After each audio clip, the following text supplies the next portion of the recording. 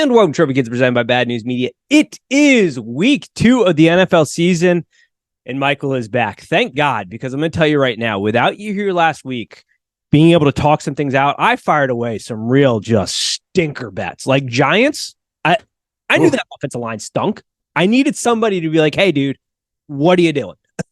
Yeah. I think in our text message, I did tell you that. I said, "Ooh, let's pump the brakes here. This Dallas defense is terrifying," which they really are. It was. I know you had a bit of a rough week. I actually had a pretty good week. I won't lie. I don't like this board this week, but I'll see what I can do. It's a little slim pickings. The college side's a disaster this week as well. So it feels like we're in a bit of a groove or a gully. I don't know what I'm trying to say there. We also have the hardest task ever because the last time the listeners had us picking games, we went undefeated in the playoffs against the spread. So we've set the bar quite high for ourselves. Yes, we have. Absolutely. I think the biggest part for week 2 is I try to react but not overreact. But there's a couple teams that we're going to cover that it feels like overreactions are needed. This is probably not going to come out in time for it, but Vikings, Eagles are kicking off tonight, Thursday Night Football. Spread is at 6.5. These two teams, man, I don't know if I want to overreact to the Vikings yet, but last year they won a bunch of close games. They didn't pull it out against Baker and my Bucks week 1. Should Minnesota fans be panicking a little bit around this season and kind of the dynamics of this team? I think a little bit. I think you brought up a good point. Last season was they had a negative point differential with a 14-win season. Just absurd. It's crazy to think about. So, yeah, I think they should be a little concerned. Obviously, they don't have Rodgers to deal with anymore, but every other team, in my opinion, including the Packers, they're kind of ascending. So, yeah, I would be a little bit worried. I don't see Minnesota going like to Detroit and winning right now. I don't see it. No. And that's a great point. It's like the NFC right now, if you're a Minnesota team, like this is your window to try to capitalize because the NFC is down, but there's a lot of young teams starting to kind of ascend, like you said, and coming up. And it's a tough year to be them. They're gonna have a tough test in that Eagles team. The one thing that stuck out to me is I don't know how this was allowed to happen. I blame people like Poles for the Bears GM who did not take Jalen Carter before he got to the Eagles. But that man led the league in pressure rate last week on an already loaded defensive line. Like what the Eagles are doing, we'll see. The coaching staff to me is still a little bit iffy. We'll see. But it feels like the talent the Eagles have put together is just... it's their NFC to lose at this point. I agree. Them. Then you could maybe throw the Niners in there, but they just I don't know. But yeah, in terms of like this game here, like all I have in my brain now in the last 4 times they've played, it's 2-2. But in my brain, all I can think of are the night games in Philly where they just kick the living shit out of the Vikings. Even like going back to the NFC Championship, going back to last year. So I can't not go with Philly. I got them earlier at 6. I obviously like them more at 6 and 6.5, but I'd still probably take Philly. Well, it's a tough place for a guy like Kirk Cousins to go play when you got the Philly creatures crawling out from underneath the bleachers. I saw a guy get to the stadium today at like 7:30 a.m. Said he got 76 beers, 3 tomato pies, and a bottle of Jack Daniel's like Tennessee honey for dessert because you can't go into the game sober. That's the environment he's going into. It never works well. It's going to be absolutely insane there. Yes. All right. Let's move to some games that we will actually have some opinions on potentially. I don't know if I have a great one on this. Packers, Falcons. Line is at 1.5. Falcons are favored in this one, over under 40.5. And I'm not going to lie. I was flabbergasted is the word I'm going to use about how ridiculous Arthur Smith was in calling his game last week for the Falcons opener. You have Kyle Pitts and Drake London, and both of them, I think, saw 1 target each. What are we doing? It's the strangest thing ever. He loves running the football. I will give it to him. They do it effectively. Robinson's going to be his new favorite toy. He had Henry in Tennessee. Now he's got Bijan Robinson. Yeah. And I like what I saw from Jordan Love. We didn't really get to really preview them, but I was a believer in Jordan Love. I like the fact that he had just been sitting behind Rodgers. I like just kind of the way he's been brought into the NFL, and just they've shown nothing but success from that in Green Bay. So I'm having a tough time here. Obviously, Aaron Jones is a big factor. We're not sure if he's going to play or not. So, if you are in on the Falcons, I'd probably get them now because Jones might not play, and I could see that moving. But right now, I'm kind of leaning Packers money line. I like the value there. I do worry just about the Falcons' ability to literally just run the ball and hold on to the ball the entire game. So I kind of do like the under. But I'm leaning Green Bay here, but this is one of those games that I just don't really like. Yeah, no, I'm not a huge fan. And unfortunately, my scheduling was an issue and we did not get to preview the NFC. But one of the things that I would have said is, one, I like the Packers as well. I think Jordan Love, the Packers seem to just be destined to haunt the Chicago Bears forever and to always just have good quarterbacks. But I was relatively high on, I was going to be high on the Falcons in the NFC South because I thought, from all things in training camp and preseason, it seemed like this team was going to be a little bit more aggressive in the passing game. And if week one is an indication for how this team is going to trend the rest of the season, they're not going to do too well. That just is not going to happen. So yeah, I like the Packers. I'm not betting the game any particular way. But if you gun to the head, I think I go Packers on this one as well. Chicago Bears and Tampa. Oh man. I made this point on the recap show earlier this week, but do you find it at all odd that Poles seems to just be avoiding all criticisms? Like, coaching is definitely getting criticized in Chicago. Players are certainly being criticized, but Poles just seems to be walking around like he is the chosen child. And I look at this roster, I look at the coaching hires decisions, and I don't see what people are seeing in him as a GM. Yeah, I don't really either. Just the coaching staff is meh. The roster is meh. The players' behavior on the team is meh. I don't think that he should be walking around puffing his chest out at all. I think this is an underachieving team. They have talent, but they just can't seem to all put it together. For this game, I know you're in the tank for Caleb crew, and I don't blame you, but I think you match up really well against the Bears. I think their offensive line is going to struggle against your defensive line. I think the Bucs are going to really win in the trenches, and I think the Bucs are going to win again, Nate. I said this when we signed Baker Mayfield. I gave an audible yell because I wanted to win 0 games and draft Caleb Williams or Drake May. Mm-hmm. Preferably Caleb if he doesn't stay in college. If he came out, that is what I wanted. But no, we had to go out and hire Baker Mayfield, the definition of fuck around and win like 5 games a season. And that's exactly what's going to continue to happen. Clearly, the locker room is behind him. When he dropped that shoulder in the Vikings game, you could tell the boys were getting going like, oh, yes, we've got ourselves a gamer. Oh, yeah. There's still enough talent. Like, our offensive line isn't great, but let's be honest. One of the reasons I think Ryan Poles is sort of doing a bad job is you lose Mack, you lose Hicks, you lose Quinn, and you never replace them. Instead, you draft 2 offensive linemen that probably were the wrong offensive linemen to draft in those draft classes, and you never get a true pressure guy. I don't fear this defense from this Bears at all. Yeah. And then offensively, like, apparently we're just not going to use Justin Fields' greatest attribute, which is his legs, and make him a dual threat quarterback. And so I have zero concern of playing this Bears team. Now, maybe that's a little too cocky, but like, I just think this is one of those games where we're going to fuck around and win, and we really shouldn't be because we stink. Yeah, I agree with that. That's where I'm at with that. Seahawks Lions line is set at 4.5, over under 47.5. And oof, man, things could go really bad for the Seahawks, but I think shift our focus a little bit to the Lions. They go out there, beat the Kansas City Chiefs, open up the season with a win. This is an emotional team that needs to kind of ride an emotional wave.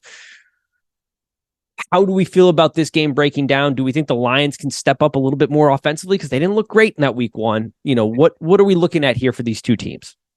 The Seahawks is the Lions, you gotta like what you saw. You gotta like, Jared Goff. When you give Goff time, you give him a pocket. He is a number 1 pick. He's a stud. It's just, you got to give him that time and you got to give him a pocket. And that's hard to do in the NFL where there's just freakazoids everywhere. But yeah, I like the Lions here. Last year, I don't even remember this game was a shootout. So I like the over here. I think you and I we root for Geno, but I know we're skeptical about Geno. I certainly am. If you have a great season 10 years into your career, I definitely need to see that again. We did not see that week 1, and I mean he is surrounded by weapons there. So I mean I like his weapons, but I'm going with the Lions. Start 2-0. I like them being able to cover the 4.5, and I'm thinking there'll probably be some points. I mean, I don't know if you noticed this, but this week 1, this might have been the worst week 1 for quarterbacks I think I've ever seen. I mean, there were obviously some guys killed it, but collectively, it was terrible. It was a disaster. And that's one of those things. I need to set an alarm every season for week 1 to be like, offenses are going to stink. Bet unders blindly at underdogs. Because with the consolidated post or preseason and guys not really playing and offensive lines not really getting that continuity, like offenses just stink left and right. And thank you for bringing up the Gene. I have seen so many people just be like in awe and shock that he wasn't great. It's like he's in year 11. Like he finally put together a great season. We enjoyed it on this show last year. We were rooting for him. We certainly profited at times off of it. But like if you're expecting a guy to repeat what he did in year 10 for like the first time in his career in year like 11, I got you some snake oil I got to sell you. It cures everything you need. Like, what are we doing? Think of like Ryan Fitzpatrick that year on the Jets. Kind of same thing. Similar. Pretty good. Yeah, that's a fair comparison. The Lions are interesting because their offense, I was underwhelmed by Ben Johnson and kind of what this offense did. Man, do they need Williamson back in like the worst way in that offensive room. But it's a good point you bring up. When Goff has time, he is a very efficient and effective quarterback. He's behind one of the best offensive lines in football. It was interesting how they kept talking about the innovative ways they're going to use Gibbs, and that was simply by keeping him on the bench. So let's get to that. I mean, my goodness, David Montgomery, no matter where he goes, he just gets 25 carries. I'm like, what are we doing? I'm getting to the point where I just assume he like is hacking phones or something and has just got dirt on offensive coordinators. Like, what are we doing? Like Gibbs was clearly the guy to go to, and we just continue to see him on the bench. Yeah, it drove me nuts. I don't know what we were doing there. I could not believe it. I did like the Lions defense. I thought it stepped up pretty well against an undermanned Chiefs team, but nonetheless, Andy Reid and Patrick Mahomes are the best offensive duo in football. And so I thought they played well. I like the Seahawks here, and that offense underperformed against a Rams defense, which we'll talk about the Rams, but there is nobody on that defense outside of Aaron Donald. Yeah. All righty. Raiders, Bills. Line is set at 8.5, over under 47.5. And we got to talk about the elephant in the room. And that is Josh Allen being just the absolute madman that he is in that Monday night game. What are your takeaways, I guess, for this Bills team? I came on the recap show and just, tooted our own horn. Like we told you so. This window is starting to close. Where are you at with this? Man, I tell you what. Last year, we thought it was kind of, Mahomes, Allen. It's not. It's not. Josh Allen, he's just a psychopath, dude. I mean, I root for a team that has been starving for a quarterback for like 30 years. And of course, I would take Josh Allen, but I know he would fucking drive me nuts. I mean, he's out of his mind on the field. Like, I don't know what he's thinking. This is like there's too much going on in his head or something. Now, I wonder. I'm not trying to bash on this guy because this guy's been bashed a lot. I wonder how much, Diggs is just getting in his head, because I do think Diggs just drives him nuts at the same time too. But then I also think maybe Diggs is, maybe getting finger pointed at him a little bit too much, because I mean, he's just an absolute stud himself.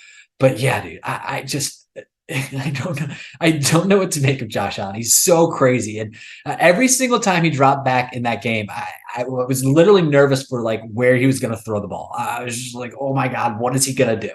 But at the same or just like, is he not going to slide and just try to run over a ginormous lineman or linebacker? Like, what are we doing, dude? He just refuses to slide. He's like 7 yards past the line of scrimmage, faking a pitch to absolutely nobody. There's no one to pitch the ball to. I don't know what is going on, and why are you even faking a pitch? Like, what are we doing? He just drives me nuts. And then you look over at the Raiders, and they did come out with the dub last week. Going into the season, I thought the Raiders would be one of like the worst teams in the NFL, honestly. But even so, this is definitely a game I'm not touching. 8.5 week 2, too big of a spread for me right now, especially when I just saw out of the Bills. So yeah, I really don't have much of a play. I think the Bills will win. It's at home, but I don't know about 8.5. Yeah, and this is something we've sort of, I think we do a pretty decent job of staying ahead of the mainstream media and predicting some trends. And when Dable left, there was concern, I think on both of our parts, of what would Josh Allen, would he regress? Would he stay right where he was? I think Ken Dorsey's a good offensive coordinator from a scheme standpoint, but since week 1 of 2022, Josh Allen has thrown 20 interceptions and had 17 fumbles. That is almost exactly 2 picks or fumbles per game. In the AFC, that ain't going to cut it. It is too damn good to be giving away the ball like that away. Like, what are we doing? There's been a regression. He is the definition of risk it for the biscuit. He's Jameis Winston without the like unintentional hilariousness of Jameis Winston. He's better than Jameis Winston, but like as far as the risk it mentality, like fuck it, Diggs is down there somewhere and just tosses it up. It's insane. It's the most infuriating thing ever. It drives me nuts. Could not believe it. Yeah, I'm gonna wait and see. I don't mind throwing them in maybe like a teaser bet. Yep. Even they're sitting at 8, they'll probably be featuring a lot. I don't have a ton of like faith in McDaniels. I think, ex Broncos players have been pretty vocal about what they thought of McDaniels when he was in Denver. I think that he's probably a little out of his depth. I don't love the Raiders off or roster, and I don't want to completely overreact, but this is one of those things where like, if you don't have to bet it, don't bet it. And I'm staying away from it. Yep. Chargers, Titans, line is at 3, over under is 40.5. I posed this question earlier this week. What does Brandon Staley do? What value do you add? You are a defensive coordinator who managed to generate 17% pressure on dropbacks against Tua and seemingly just give away, like, the defense is designed to be like playing with leads, protecting against the pass, and they just get shredded. Now, granted, Miami's got a great offense. I don't want to take away from it, but like, what do you do, Brandon Staley? He does nothing. He is, in my opinion, 100% on the hot seat. I would pick him as, it's tough to say, like, you don't see him really getting fired mid-season because this is a team that's going to compete most likely. But if the wheels start falling off and this team's like 2-4 for some reason, I could totally see him being the first coach to just get axed mid-season. I totally think that's possible. I just don't like him as a coach there whatsoever. But however, at the same time, the Titans are not good. This is kind of my like, don't overthink it game of the week. I don't see how the Titans can keep up with the Chargers. So I'm taking the Chargers, and I don't even, on my end here, I'm getting plus money on the spread for the Chargers. I'm getting even money. Yeah. I think you got to take that. You got to take it. The only thing that would make me nervous about that is like the interior of that Chargers defensive line and like being able to stop Henry. But I don't know if you watched that game. Henry, it looks like this might be the Cliff season because he was looking a little old and a little slow. Now it's week 1. Maybe he's going to be, a slow engine, but he's getting up there in age. And I was watching that game like, I don't know if he's still got that step in him. I completely agree with you. And he only was in about 47% of the snaps, which is shocking. So yeah, I see what you're saying 100%. I'd also, to your point about Brandon Staley, the other problem that's working against him is his new OC in Kellen Moore, because if the offense is humming, Kellen Moore is a name that's been thrown around, every offseason or so. Okay. Is he going to get an interview to be a head coach? Is he not? If you're a defensive minded head coach and your defense stinks and you've got Kellen Moore and that offense humming, I've got to imagine the conversation goes on in the GM's brain of like, ooh, do we maybe cut our losses and see what we have potentially internally with Kellen Moore and a potential head coaching job? Could be there. Yep, I don't hate it. All right. Ravens Bengals line is set at 3, over under 46.5. All right. I'm trying not to overreact here. And I think it's very easy to overreact either way. We had texted a little bit before this game. Ravens, them and the Chargers, they need to start fighting the trainers, because what is going on with the health of these teams? It seemingly feels like every year there's high hopes, both for the Chargers and the Ravens. And then we start to get into the season and just everybody's getting injured. The injuries are starting to pile up for the Ravens. The Bengals obviously had a bad showing in Cleveland last week. How do we start to make this game? Do you think there's a bounce back opportunity for the Bengals? Do you think the Ravens start to piece it together a little bit? Where's your head kind of at for this one? I mean, I always just in general, like in this matchup recently, I've always liked the Bengals just more, just how they match up against the Ravens. I've just always thought that they're the better team. The Bengals, and we also know the Bengals never play the Browns very well at all. I don't No. know, but 1-5 in yeah, Joey B's time. I don't understand it. I don't either. They just don't play the Browns well. The Browns just run all over them. The Browns don't even like it's not like they have some like high flying passing attack when they play the Bengals. It's just Nick No. Chubb just usually destroys them. Uh, Nick Chubb does, and defensive coordinators change, and the defense still stuffs the Bengals. yeah, It just, it's mind boggling at this it is mind boggling. It's very strange. I definitely like them as kind of a get back here. Earlier, I was seeing a hook. That hook's now gone, so I really do like them a lot better at 3.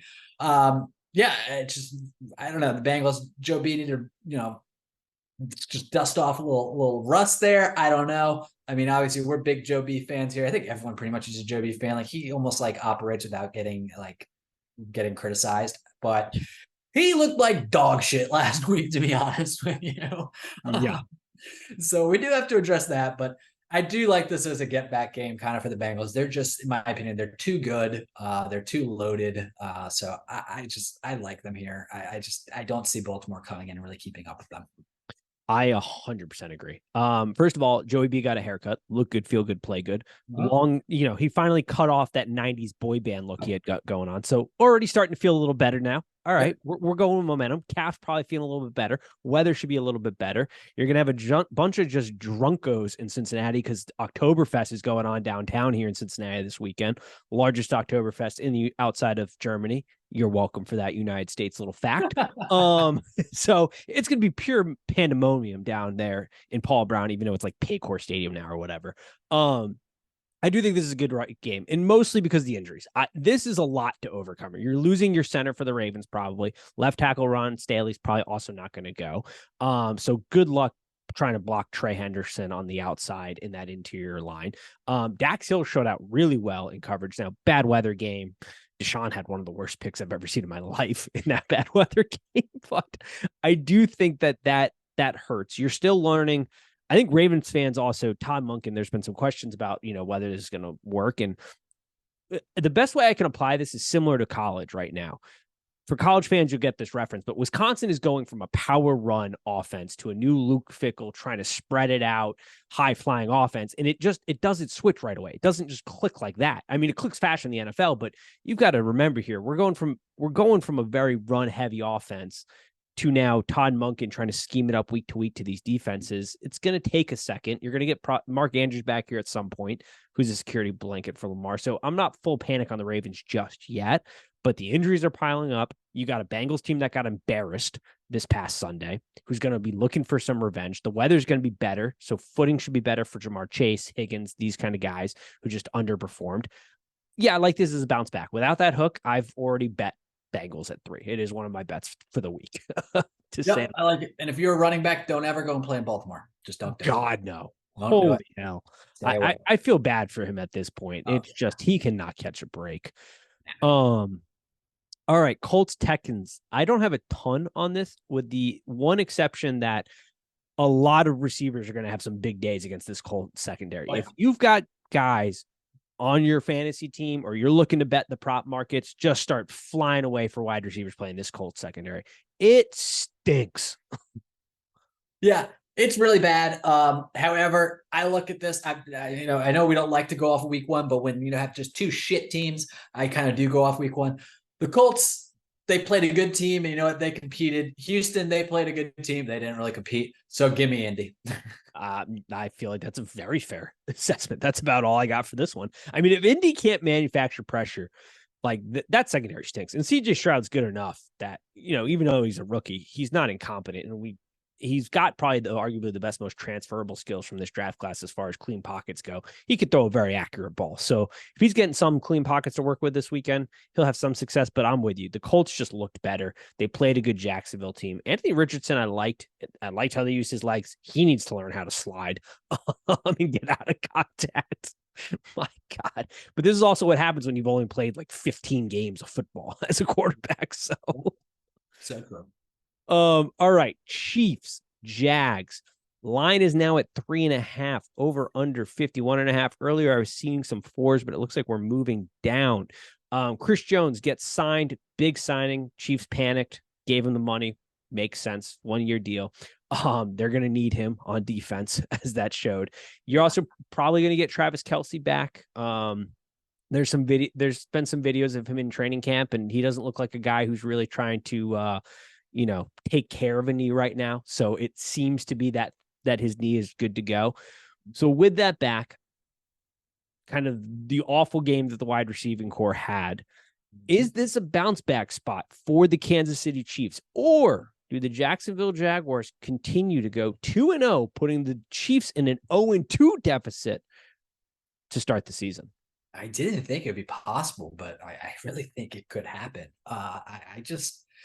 The Chiefs, man, it was almost hard to watch. Like, you could tell, like, yeah, Mahomes is really good. He's the best player in the field, but man, some of those throws, it kind of reminded me of last year where Aaron Rodgers was just getting rid of the ball, just flinging it. Mahomes had a few of those, and I was just like, damn, I'd never seen that out of Patrick Mahomes. Obviously, he has no one to throw the ball to if Kelce's not in. It's pretty ugly. I don't know, man. I kind of lean Jacksonville here. I don't know if I have them winning, but I would not be shocked if they won. And if you're going to give me 3.5, I'm probably going to take them. This might be somewhat of a controversial thing to say, but I think by the end of the year, when it comes to being a pure passing quarterback, Trevor Lawrence might be number 2 in the NFL. He's going to be up there. I really think it's possible. Just being a pure passing quarterback, a pocket quarterback. I mean, obviously he can move and everything, but man, I like what I'm seeing out of them. Now this is highly unlikely, but I laughed about this earlier. Highly unlikely this happens, but it's possible. What if we have a Detroit Lions, Jacksonville Jaguars Super Bowl? They're both pretty good. They are both good. That would just be unbelievable. I think people might riot if they saw that on the marquee. Well, no, the Mentalist dude from Hard Knocks, his prediction's now wrong. Yeah, we were supposed to have 49ers Jets or whatever with him. Yeah. Damn it. I definitely didn't put a future in based off that. But yeah, man, I like Jacksonville. I do. I do. Yeah, we talked about them in the preseason breakdown. What a difference coaching makes. Competent coaching. The Pats get an OC. We're going to talk about them in a little bit. They look half decent on offense. You get Doug Peterson down there instead of Urban Myers to develop Trevor Lawrence, and automatically starts to make a difference. Like, these are things that matter in the NFL, and he certainly does look good. Travis Kelce's been a bit of a Jags killer the last couple of years. Let's see how that works. I am convinced now that the Chiefs' strategy is simply, let's just get a bunch of fast dudes to stretch the field so Travis Kelce can just run under everything and catch like 15 yards and out balls. It kind of does seem like that's all they do. Yeah. That feels like the offensive philosophy right now. It's like, we don't really need you to pass catch once we have Travis in. We just need you to run go routes, and then Travis is going to run under everything. They are all very fast. They run ugly routes, but they could run straight very fast. Yes. It's a very interesting game to watch. I don't know if I have anything to bet just yet for this. I may bet the Chiefs team total. I'm going to see what that number does this week, because I do think like there's some extra, juice here to kind of prove some things this week. So that might be something to bet, but I don't have a side directly on this. And we'll see. Jacksonville is a team that I'm certainly high on. They're headed in the right direction, which feels weird. I think we're both on the same page. Would the NFL call Juwan Taylor out for lining up as a damn running back and getting like every false start on every play? Like, they're like, it was so funny because Chris Collinsworth was about to like call it out, and they'd immediately cut to the play every time he's about to be like, this is a false start. This is a false start. Oh, look, he's lining up in the slot at this point. It was literally like the talk of the night and like the talk of the next morning. Like, what's going on here? Yeah, it was very strange. I don't understand what was going on. Last year, they were doing the same thing for the Chiefs and just refusing to call it. It's ridiculous. Yeah, it drives me nuts. Absolutely insane. All right, 49ers, Rams. Oh, I'm not going to lie. I think the 49ers might have the most talented roster in the league. Brock saw 44% pressure on dropbacks, and it was nimble as hell. That was incredibly impressive what I saw. And then you line that up with, I think the biggest litmus test for do you know ball the last couple of years is your opinion on Brandon Ayuk. Everybody's starting to pick up on that. I have him on both my fantasy teams.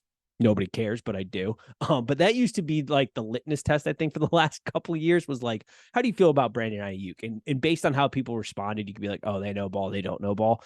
The masses are now starting to learn about that. You pair him with Debo, you got Christian McCaffrey in the backfield, you got Kittle. Like this offense, if Brock Purdy continues to play like this and be nimble in the pocket like this and deliver the ball on time, I don't know how you stop it. I'm with you. Obviously, Shanahan he's a master at putting his quarterbacks in really good situations, and just that team, the way they're built. I mean, they have Ayuk, they have Debo. I know people probably know, well, probably maybe not anymore, but people probably know Debo a little better. Debo, the football player, is incredible, but when it comes to being pure wide receiver, Brandon Ayuk is the wide receiver in San Fran. He is an absolute monster. Their defense just terrorizes everyone. And then, like you said earlier, the Rams, they don't have anyone on defense. I pride myself in my NFL knowledge, and I look at that defense, and I'm like, who the fuck are half of these people? Like, I don't even know who half of them are. What they did to the Seahawks week one, that defense in the second half should raise every alarm bell in every person's head in Seattle. They averaged 25 yards, I think, in the second half, the Seahawks, against literally a no-name defense. Like Aaron Donald said, that was the funniest hot mic moment ever when Chino going, oh my God, is Aaron Donald came unblocked up the middle. But yeah, there's nobody. Congrats to oh my God. Stafford, my God, brain fart there. For still having it in him. I didn't think he had a minute to throw for more than 300 yards a game. But he looked okay. They sold out for a Super Bowl. There's no real hope for the Rams here. Like they'll win a game or two every once in a while, but they sold out for a Super Bowl. They got their Super Bowl, and now they're in full rebuild mode. And they're going against the 49ers team that, holy hell, I keep refreshing the page to see the numbers for the 49ers Giants game next Thursday. The Giants shouldn't even get off the bus. They literally should not even get off the bus. Just call in sick. Say everybody got explosive diarrhea and don't show up to the game, because that's going to be an absolute nightmare. It's going to be a bloodbath. I know people compare when people talk about Parsons' contract, they point to Bosa's contract. Parsons is a monster. Bosa's better. Yeah. Yes. I am betting the 49ers 7. Give it to me. There's no way this offense is being stopped. I did bet them. They're one of my bets of the week. Yeah, same. Giants Cardinals. How do we react to this? Because the Giants had the worst game ever on Monday night. Literally ever. Yeah, the Cardinals have just stripped themselves for parts and are tanking for number one. But I was shocked by how good that defense looked. I shouldn't say good, but how they didn't look like they were pushovers defensively. And offensively, it wasn't the prettiest thing, but it was a lot better than I had anticipated week one. How do we react to these week one performances and try to handle this game? Yeah, I mean, Arizona definitely, they brought some fire. Gannon definitely has that defense. They're not great, but he encourages them very well. I mean, they were absolutely headhunting Sam Howell. Absolutely were headhunting. I mean, it was absurd. I was like, oh my God, they're going to kill Sam Howell. But whatever. I mean, it's football. I mean, it happens. Their offense, it was fine, but I mean, our defense really just kind of kicked the shit out of their offense. I do think that Washington's defense is nasty. And we turned the ball over 3 times, so that did help them. But man, the Giants looked so bad. I mean, that was just so horrific. I'm taking the under in this game. I'm probably not messing with either of the spreads because how could I take the Giants to cover 4.5 right now? But then also, how could I put any faith in this Cardinals team? That the roster is it's so bad. And by the way, when pointing out to Joshua Dobbs and how he's a rocket scientist, being a rocket scientist does not equate to being a good NFL quarterback. Nor defensive coordinator. Mac Patricia can tell you that one. Yeah, whatsoever. They have nothing to do with each other. Yes, he is a very bright, intelligent individual. That does not mean he can play quarterback. This is very true. That offensive line for the Cowboys is a real problem. Evan Neal stinks. I feel bad for the guy because I all indication seems to be like he's trying hard, but he stinks. That whole line is terrible. Especially the right side. Ooh. Oh my God. I don't want to overreact to the Giants completely yet because I think we're both Dable believers for the most part. Like he'll scheme, like there will be at times opportunities for the Giants to get on the scoreboard. There will be something schemed up, a play that breaks their way in this game, but I'm just not confident enough about the whole product. I need to see it. I need them to go again before I can make any form of intelligent breakdown of this team outside of they just stink. The team that haunted them was the Cowboys going up against the Jets. The line is 9.5, over under 38.5. The talk of the town. What do the New York Jets do at quarterback? Do they stick it out with Zach Wilson? Do they go out and try to make a trade? I've heard some really bad ideas. I've heard some half decent ideas.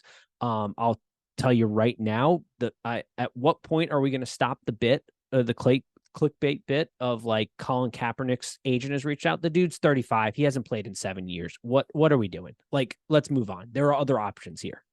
Even like, I'm not trying to make this like bash Kaepernick segment. Oh yeah, no. Even when he's had opportunities to actually come back, it almost seems like he hasn't really been serious about it. Yeah, and at this point, he's been out 7 years. Like, what are we talking about? Yeah, I'm with you. So, like, you can't really take that as a serious situation. I mean, I've seen some, like, they want to maybe come get Jacoby Brissett. That's fine. Send us Sauce Gardner. The price tag on that's going to be quite yeah. So, I mean, that would be an option. Obviously, I'm joking. We would not ask for Sauce Gardner, but well, actually, we should aim high. We should ask for him, but that would not happen. I think what you have to do, I mean, as much as this sucks, you're not going to get anybody great, so you're going to have to go with Zach Wilson. I mean, maybe bring someone else in to back him up, but yeah, it's tough to say. Either way, this is a really big spread. I'm probably staying away from the spread. I haven't looked at something like, will there be a defensive touchdown scored? I kind of like maybe thinking that's certainly possible. But yeah, the spread itself, I can't do this right now. The ideas I've liked the best for if they're not going to go Zach Wilson, which honestly, I think you trot them out and you see what you got the first couple weeks. Now, I don't have a ton of faith because you brought in Nathaniel Hackett literally for Aaron Rodgers. That's the only reason Nathaniel Hackett is employed by the New York Jets right now. Exactly. Him and Randall Cobb, Randall Cobb. I was about to say Randall Cobb. Dude, he had to have the most oh shit moment ever. Like, fuck. There goes my career. That's the end of my career. It's like I can't even teach the receivers what Aaron likes. Because that's what he was doing all Hard Knocks. There's literally no purpose at this point, which is funny because even before Hard Knocks went on, we talked about that on this preview. We're like, Randall Cobb's at least there to kind of help guys like Wilson kind of figure out what Aaron likes and how to break off certain routes. And now it's a big old nothing bag. The two ideas I liked though, Jameis Winston, because it would be hilarious. That would be, I mean, he's going to turn over the ball as much as Zach Wilson probably is, but at least you're going to have some laughs out of it. So yeah, I would enjoy the comedy show. And the other one, I don't like as much, but maybe not a half bad. This would be Brad Johnson Bucks kind of bet, or Trent Dilfer Ravens kind of bet. Like, our defense is so good. We just need a guy who's not going to turn over the ball a ton. Can't really chuck it down the field very far, but like we can work with it. Andy Dalton, because you're going to pay peanuts for him. He's not going to, at this point in his career, he's going to be relatively conservative with it. And at that point, you are betting the like, all right, Brad Johnson, Trent Dilfer, just don't throw interceptions. The defense will hold games close. I don't hate that. I don't hate that one bit. That's the one I think I like, because while Jacoby Brissett would be great, I think that the Commanders would rake them over the coals for that. Yes. The Commanders definitely want to hold on to Brissett because Howell took a lot of hits the other day. Yes. So that idea is a dumb one. I've seen that one going around. I've seen the Kaepernick one going around. Dumb. Carson Wentz. Why? Like, you're literally that is Zach Wilson, but he can't run as well. Like that's what you're doing. Yeah. Completely agree. Yeah. Like, what are we doing here? As far as the game goes, I agree. I don't love the spreads here. These are two very good defenses at this point. This is why the under's at 38.5 with a 9.5 point spread. And at the end of the day, the Jets, while the offensive line isn't great, they can still run the ball and eat clock. And if, Zach Wilson isn't a maniac with the football, it's a very good defense. So I wasn't overly impressed with the Cowboys offense. I don't think Mike McCarthy's sticking his hand up like, oh yeah, that was my offensive game plan. I'm like, okay, that was not that impressive. Not at all. And Dak doesn't move as well anymore. No, I was literally just about to say, did you pick up on that? Because it felt like maybe it was the rain. I don't know. Maybe. Or like whatever. But he looked a little off. Yeah. From the mobility department. Completely agree. All right. Your Commanders going to Mile High to play Russ and Sean Payton. Line is set at 3.5. You are the underdogs. Over under 39.5. I'm going to give you the floor on this one because I don't have a ton on this. Outside of your defense is disgustingly good. Yes, the defense is absolutely nasty. The defensive line is just ridiculous. The secondary is young and really fast and really hungry. I love our defense. Denver's defense also nasty. I like an under in this one. I like us to cover. I don't really like us to win. I just think going into Denver is just very tough for us to do. But I definitely like the under. I like us to cover, especially if you're giving us a hook there. I think it will be a close game. I do kind of lean Denver probably winning this game, but I would not be surprised if we were able to squeak it out. Right now, though, our offensive line is so bad, and that's just an issue when you're dealing with a young quarterback. I think this. So far, Sam, actually, I mean, he had some moments last game where I was like, eee. But so far, I mean, he's 2-0 in his career. He's pretty much passed every single test that's been thrown at him. I think this will be a struggle. I do. I just think going to Denver in your second game on your first year starting, I don't like us here. I do like us to cover, but I don't like us to win this game. I agree. And you tack that on, he's trying to learn Eric Bieniemy's kind of style, I guess we'll say. I'm with you. I'm sticking away from this one. It's two very good defenses. It's going to be a good one to watch to kind of gauge how we do this because there's a prevailing theory that Russ might be cooked. I have a bit of that inkling, but Sean Payton does get the best out of cooked quarterbacks. I mean, look at what Drew Brees what he was able to. I mean, he squeezed that bottle. That Drew Brees was essentially the toothpaste that you don't want to buy the new one of, and you just keep squeezing something out of it. So maybe he gets a little bit extra juice out of Russell, but I do think Russ is cooked. The only thing I want to point out Russ that people don't talk about enough, he sucked his last year in Seattle. Yeah, he wasn't good. He wasn't that good. And we all just chalked it up to Pete Carroll losing his marbles. And it's like, no, Pete Carroll wasn't losing his marbles. No. This dude just kind of stinks now. Yep. Dolphins, Patriots. I have this game circled as a game to watch. I am very interested to see how this one goes. The line is at 3, over under 46.5. And the reason I got this one circled is because I was pleasantly surprised by the Pats. I thought they played pretty damn well against that Eagles defense. I was not expecting Mac Jones to have. Now, granted, they still lose the game, and it was probably infuriating as hell to have Tom Brady in the stadium, and you get 2 opportunities late in the game, and you can't convert anything, and just being so used to seeing that for so many years of like, oh, they just fumbled the ball, and we're down in the fourth quarter late. Yeah, we're going to score a touchdown here and win the game, and that just didn't happen. But you had injuries and missing parts all along the offensive line, and Mac Jones still went out there against a very good defensive front and played pretty solid. And then you flip it. You've got a Dolphins offense that was just running roughshod on the Chargers. I don't necessarily think that's going to happen here against the Pats because Bill Belichick is a much better at scheming things than Brandon Staley. And the biggest takeaway was 17% pressure.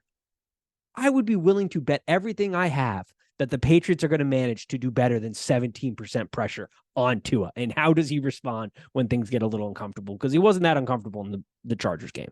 Yep, I agree. It'll be interesting. Obviously, the Patriots coaching staff they'll know how to scheme up. They will see that you can literally run all over this Dolphins defense. My God, just hand the ball off and just run.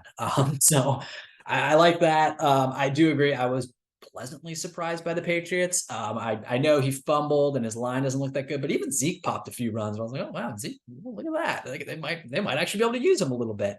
Hunter Henry's a beast. I think he's a very underappreciated tight end. I think he's very good. Look at that. You utilize your tight ends and look what happens. Yeah. It's a good thing. They're big guys throwing the ball. Yeah, it's crazy. McDaniels just refused to use them. I know. Why did why did the Patriots reset the tight end market if you're just not going to throw it to them? Not going to throw it to him. I know. The most The bizarre last 2 years, they've just been brain dead in the offensive coordinator room in New England. Just totally brain dead. But yeah, I mean, this is a tough one. I think, this is a high flying Dolphins team, but are they for real? I don't know. Tough to say. I lean Dolphins a little bit, but I wouldn't be surprised if the Pats were able to sneak out a win here. Yeah, I'm leaning Pat. I haven't pulled the trigger yet. I'm leaning Pats. I still want to see what the injury report's going to look like for that offensive line. We still don't know a ton about who they're actually going to be able to roll out for that offensive line come Sunday. So I'm going to look at the injury report, go there. It's a slight lean because it's a divisional game. Bill Belichick knows this well, but it's Mike McDaniels. I mean, my God, the dude is very good. And the way he schemes things up, that has to be so infuriating because he sends Tyreek Hill in motion so much to just be trailing, to allow Tyreek Hill to get a running start, essentially, and then try to guard him as a defense must be the most infuriating thing in the world. I can't even imagine trying to. It's a cheat code. You got Waddle and Hill. He's so fast. He's so good. I mean, I've been kind of on the Tyreek. I mean, who's not on the Tyreek Hill train? But I've been on the Tyreek Hill is the best wide receiver in the NFL. I know everyone loves Justin Jefferson. I get it, but dude, I mean, he's a cheat code. He's an absolute cheat code. Yeah. Yes. All right. Saints, Panthers. I don't have a ton on this outside of if you're a Panthers fan, break out your your prayer beads. Say a Hail Mary for Bryce Young to survive this game because that offensive line looks rough. And who has a good defense line? The Saints. That is still a very good defensive line. The way I look at it is, the Panthers just played Atlanta. They're about to play another team within their division. I think the Saints are a little bit better than Atlanta, so I'm going with the Saints. I am as well. This is my don't overthink it game of the week. It's just I'm pulling the trigger on the Saints. And it's funny too because Frank Wright, you essentially saw in his press conference because people are asking about Bryce Young, and it was essentially we've got bigger problems. It's man, that is not a good feeling to be oh yeah, I can't even worry about my rookie quarterback and his success because everything else is on fire. Yeah, it's a nightmare down there. Browns Steelers line is set at 2.5 over under 38.5. How do we react to this one? Because the Steelers looked like a bunch of bums on Sunday. I unfortunately bet them. I did bet the under on that game as well. So at least we went, 50% there.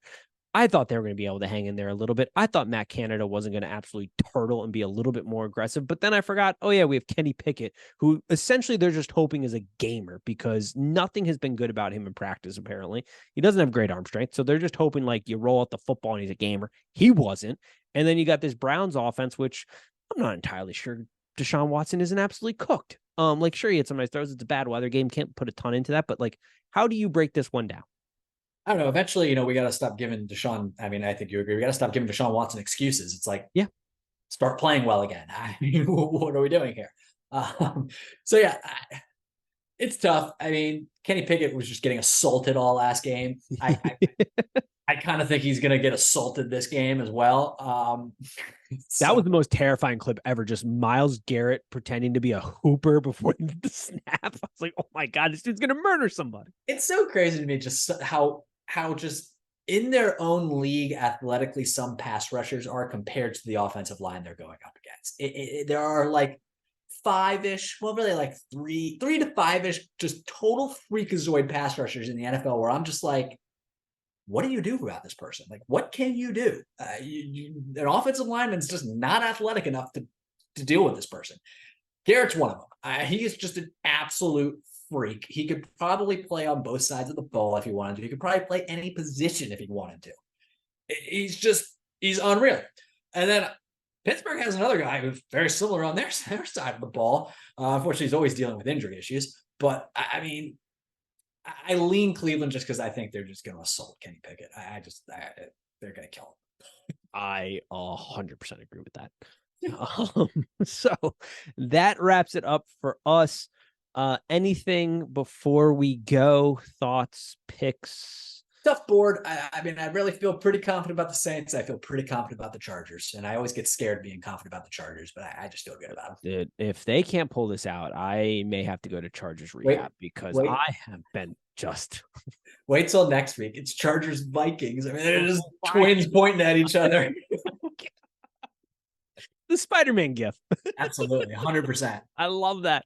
That'll be a good one to break down. Yeah, I'm with you. I'm gonna go Chargers Saints. I got the Bengals in there. I've got my Bucks and I got Green Bay as of right now. Well, I don't love the board, but that's what I've got as of right now. I'll tweet out any more picks later in the week. You know, we're watching that Patriots injury report. So make sure you're following at Trophy Kids Pod on both Twitter and Instagram. And we're on TikTok now too. Fun things are happening.